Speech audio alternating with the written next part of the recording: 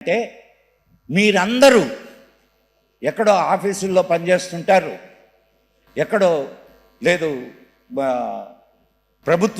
ప్రభుత్వ ఉద్యోగాల్లోనో వేరే ప్రభుత్వేతర సంస్థల్లోనో పనిచేస్తుంటారు. అక్కడ దళితుల పేర్లు చెప్పి రిజర్వేషన్లు అనుభవించే వాళ్ళను గుర్తించండి. గుర్తించి వాళ్ళని బయట వేయండి. నా సమాజంలో ఉన్న దళితుడికి ఉండాల్సినటువంటి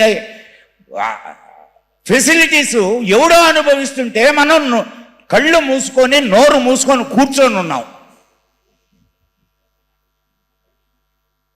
ఇది మంచి అవకాశం.